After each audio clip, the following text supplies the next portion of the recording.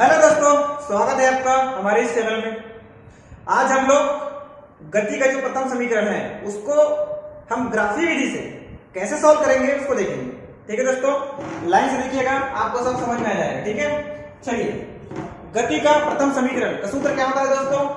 v बराबर u plus A T, ये सूत्र होता है। ध्यान दीजिएगा दोस्तों, ठीक है, ये सूत्र होता है।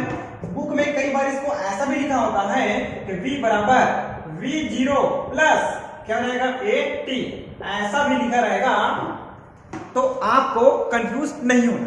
ठीक है, इन दोनों में से कोई भी लिखा हो सकता है। ठीक है, अब क्या करना है, कौन क्या है, v कौन है, u कौन है, a कौन है और t कौन है, इसके बारे में आपको जानकारी होना चाहिए।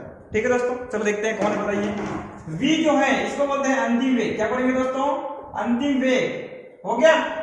तो u कौन है? ये है भैया प्रारंभिक वेग है। कौन सा वेग है?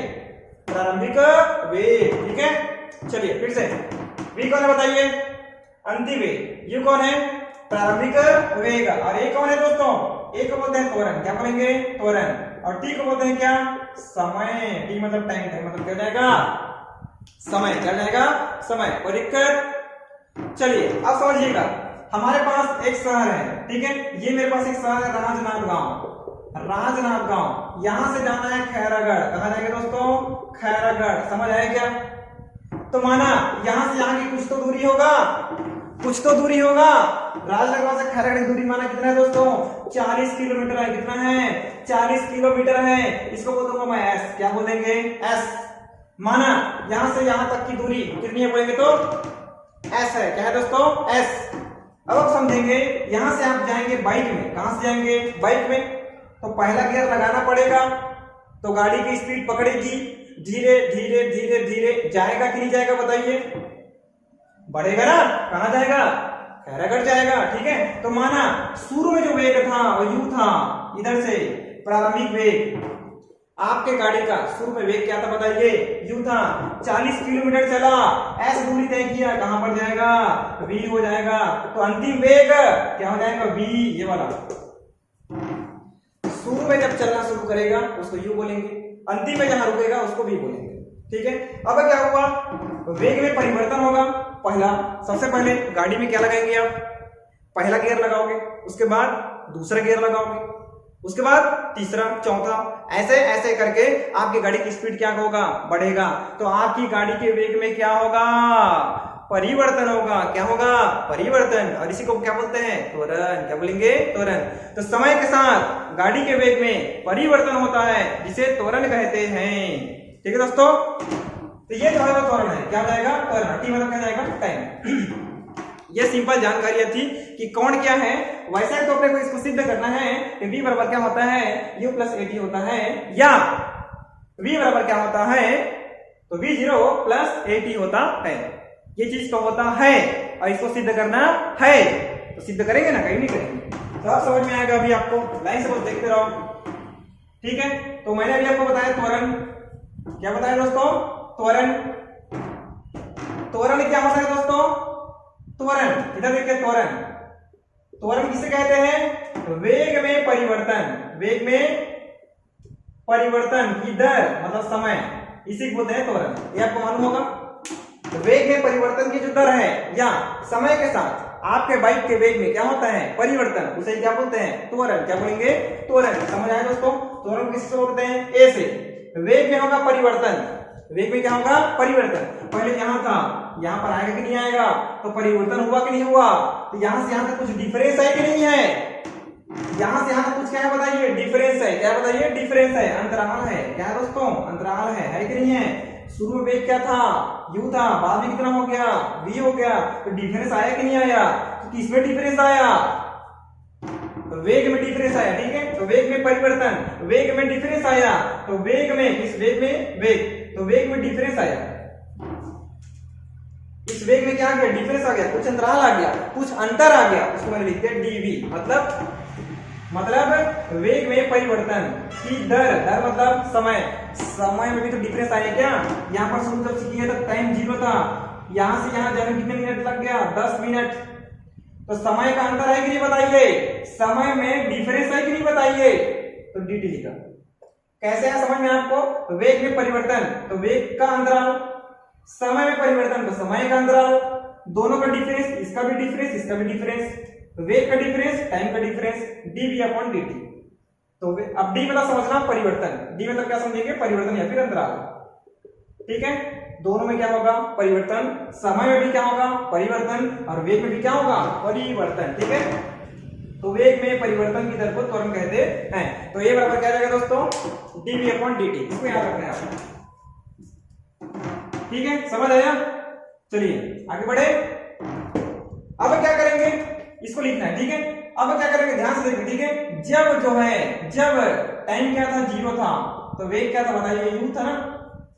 टाइम क्या था? 0 था, तो वेग क्या था बताइए? u। इसको आपको याद रखना है। कैसे पता चला? टाइम 0 था, आपने अपनी गाड़ी को चालू नहीं किया है, चालू नहीं किया मतलब टाइम क्या है? 0 है। आपकी गाड़ी चल ही नहीं रही है, बस खड़ी है, बस पहला गियर लगाया है, तो उस समय आपका वेग क्या होगा? u। u को बोलते हैं क्या? प्रारंभिक वेग। तो वेग जो है कितना था? u है। और u क्या होता है? u क्या होता है? प्रारंभिक वेग होता है। ठीक है, तो इसको लिखना है। तो जब टाइम क्या था? 0 था, आपकी गाड़ी चलना शुरू नहीं किया था, तब वेग क्या था भैया? u था। इसको याद रखना। ठीक है, अब क्या होगा बताओ? गाड़ी चलना शुरू किया, टी हो गया, मतलब कुछ समय हो गया, 5 मिनट 10 मिनट हो गया, तो आपकी गाड़ी कहीं तो पहुंचेगी ना, तो वेग क्या हो जाएगा? उसका v हो जाएगा। एक्चुअली समझ में आया? शुरू में वेग u था, बाद में वेग क्या हो जाएगा? v हो जाएगा। शुरू में टाइम 0 था और बाद में टाइम क्या हो जाएगा? t हो जाएगा। अर्थात कुछ से कुछ वैल्यू आ जाएगा। t का मान पूछा जाएगा 5 मिनट 10 मिनट, और वेग कभी माना जाएगा 5 मिनट प्रति सेकंड, 10 मिनट प्रति सेकंड, ऐसा। ठीक है दोस्तों, अब तात्क्षणिक त्वरण के सूत्र से, कहां से? तात्क्षणिक त्वरण के सूत्र से क्या होता है वो लिखा है। क्या लिखा है बताइए? a बराबर क्या होता है? dv अपॉन क्या होता है? dt होता है दोस्तों। अब कुछ नहीं कर रहे हैं, इसको सॉल्व बस कर रहे हैं, फिर सॉल्व आंसर आ जाएगा। इसको इधर तिरक गुणा कीजिए, बीच में होता है तो बराबर, तो कैसे करते हैं दोस्तों? तिरक गुणा करेंगे। ठीक है, करो गुणा, क्या जाएगा? a इंटू dt बराबर क्या जाएगा? उधर कौन बचे दोस्तों? dv है कि नहीं है? या इसको इधर लिखो, dv बराबर क्या जाएगा? a इंटू dt होगा कहीं दोस्तों, कोई दिक्कत? अब क्या करेंगे? समाकलन करेंगे, क्योंकि समाकलन विधि है, तो समाकलन करने पर क्या करेंगे दोस्तों? समाकलन करने पर करो समाकलन। समाकलन कैसे करते हैं? जो लिखा है उसको कॉपी पेस्ट कर देना और समाकलन का चिन्ह लगा देना। ठीक है, लिखो dv बराबर क्या जाएगा? a इंटू dt और समाकलन हुआ। अब क्या होगा? यहां पर कुछ नहीं, मतलब एक है, इसको कैसे करेंगे? 1 इंटू dv का समाकलन बराबर t के सापेक्ष समाकलन करना है, तो t वाला अंदर और बाकी क्या हो जाएगा? बाहर, तो a बाहर, अंदर कौन बचा? 1 इंटू dt। कुछ नहीं मतलब एक है ना। समझ आया दोस्तों? ठीक है, इसको आगे सॉल्व करेंगे अपन लोग। ठीक है, चलिए देखिए 1 इंटू dv, इसका समाकलन क्या होता है? जिसके सापेक्ष समाकलन होगा वही आंसर हो जाता है। किसके सापेक्ष बताइए?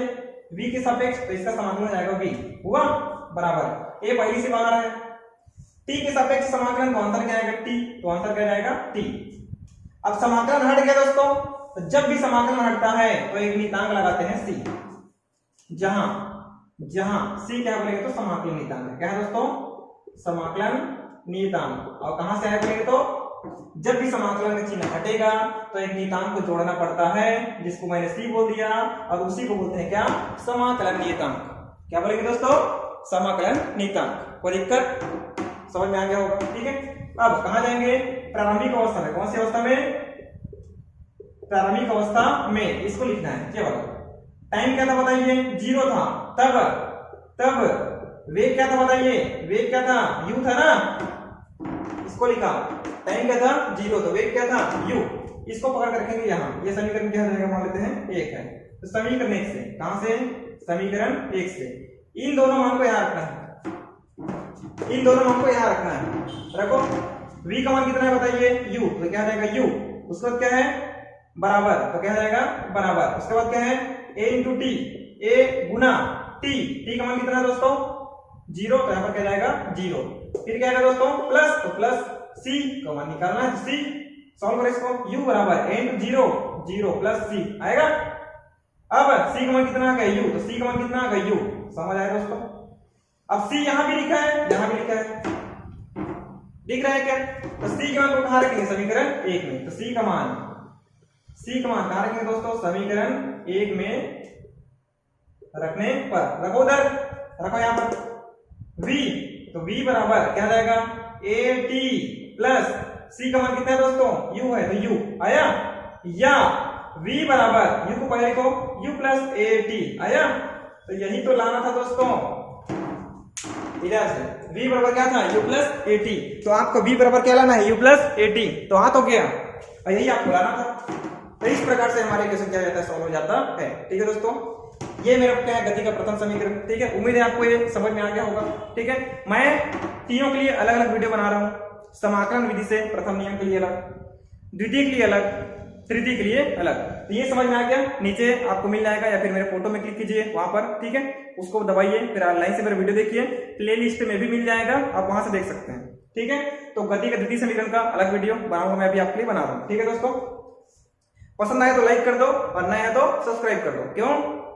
क्योंकि मेरा वीडियो आपको मिलता रहेगा। ठीक है दोस्तों, चलिए चलते हैं, मिलते हैं नए वीडियो में। Tata bye bye.